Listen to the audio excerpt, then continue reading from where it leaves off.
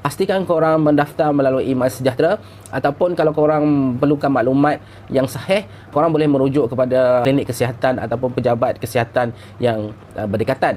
Sekiranya ada individu-individu tertentu yang menawarkan diri untuk tolong hantar kabur orang ke, untuk memberi bantuan seperti macam-macam bantuan, aku nasihatkan korang supaya berhati-hati, supaya tidak tertipu. Kadang-kadang ada juga pihak-pihak yang tidak bertanggungjawab mempunyai ataupun menawarkan bantuan-bantuan dengan harapan untuk mendapatkan maklumat peribadi korang, ataupun mungkin mereka mengambil kesempatan untuk mendapatkan bayaran atas bantuan mereka. Saranan aku, sekiranya ada pihak tertentu yang menawarkan perkhidmatan seperti ini, korang kena berhati-hati, dan kalau boleh tak perlulah mendapatkan bantuan daripada mereka, cuma dapatkan maklumat yang sahih daripada pejabat kesihatan ataupun daripada klinik kesihatan Malaysia yang berdekatan.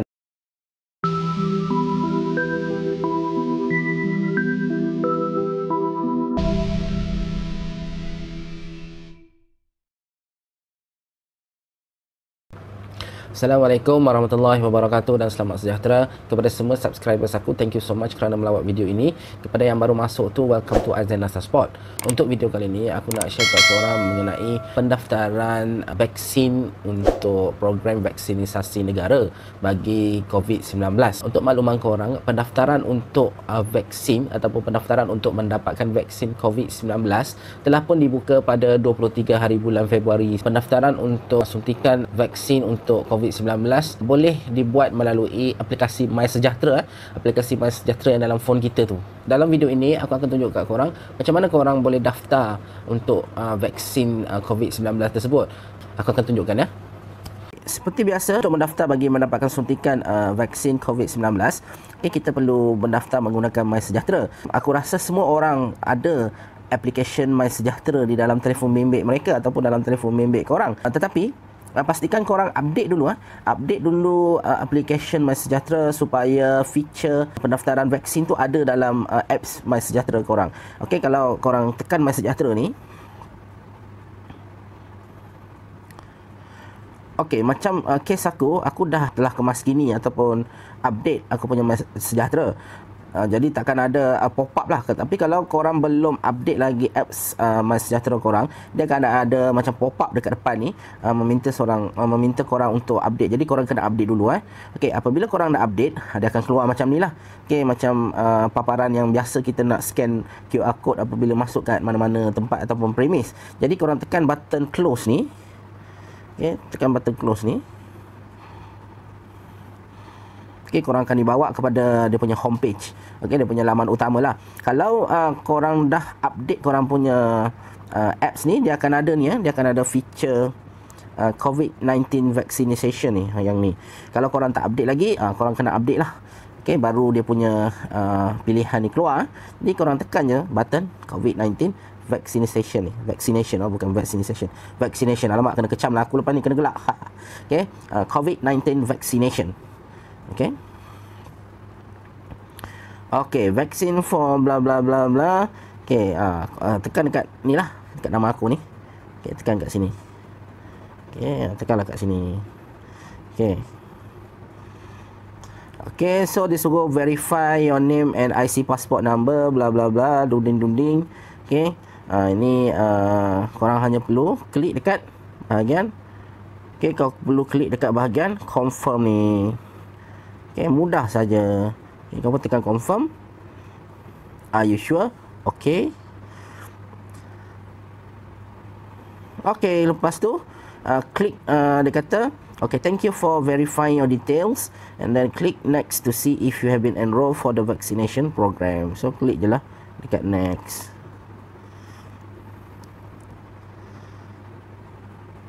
Okay, lepas tu dia kata you will be notified once we start the next phase. Click here to provide additional details for your registration. Okay, klik dekat sini kalau nak add. Okay, so klik. So korang kenalah jawab benda-benda ni semua. Okay, korang kena jawab semua ni. Lepas tu korang hantarlah. Okay. Dari sini korang boleh bagi tahulah apa penyakit yang korang ada. Okay, mungkin dengan condition korang ada, contohlah kalau korang ada penyakit ke apa, mungkin dia akan letakkan kepada fasa yang lebih cepat lah. Okey, kalau tak silap aku, fasa 2 adalah orang-orang yang berisiko, macam orang yang ada diabetes ke, darah tinggi ke, kegemukan ke. Mungkin aku boleh masuk bahagian fasa 2 kot, sebab aku ni gemuk. Jadi aku bolehlah update dekat sini. Okey, jadi aku tak perlulah tunjuk kat korang lah. Okey. Cuma aku nak tunjuk betapa mudahnya untuk mendaftar vaccination COVID-19 ya. Okey. Itu sahaja dari aku. Aku rasa dah tak ada dah. Once dah ada macam ni, klik je confirm, you sure, dan semua dah selesai. Okey. Jadi kita kena klik, maknanya sekarang ni kat fasa pertama. Okey, bila fasa pertama ni of course dia lebih fokus kepada frontliners dan perkhidmatan yang berisiko lah. Jadi korang klik dekat klik here ni. Okey, mungkin boleh update, mungkin korang boleh dapat fasa kedua jika korang ada penyakit yang berisiko juga. Jadi mungkin korang boleh masuk dalam fasa kedua. Kalau tak, mungkin korang akan masuk fasa ketiga lah. Jadi kalau fasa kedua tu dia lebih cepat berbanding fasa 3 lah. Okey, jadi itu saja daripada aku. Harap dapat membantu. Okey, aku harap panduan tersebut dapat membantu korang untuk mendaftar diri korang untuk mendapatkan vaksin tersebut. Okey, kita sama-sama tunggu, sebab proses untuk mendapatkan suntikan vaksin ini ia tidak cepat sebab dia mempunyai beberapa fasa seperti yang korang sedia maklum. Setelah membuat pendaftaran tersebut, maknanya nama korang sudah pun berada dalam database MySejahtera ataupun dalam database kerajaan Malaysia. Cuma kita perlu tunggulah maklumat terkini apa yang kita perlu buat seterusnya. Tetapi pastikan korang mendaftar melalui MySejahtera, ataupun kalau korang perlukan maklumat yang sahih, korang boleh merujuk kepada klinik kesihatan ataupun pejabat kesihatan yang berdekatan.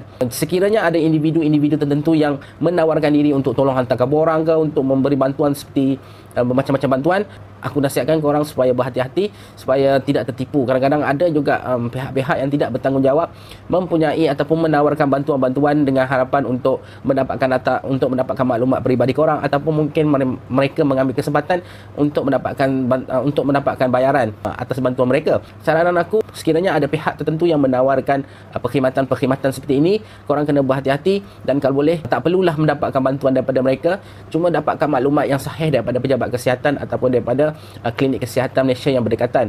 Dan kalau boleh, korang hanya perlu mendaftar menggunakan MySejahtera saja, ia cepat dan mudah dan korang hanya perlu daftar melalui telefon bimbit korang. Setakat ini saja video daripada aku.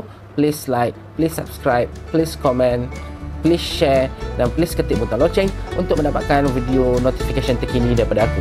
Setakat ini saja. Assalamualaikum, bye bye, dan jumpa lagi.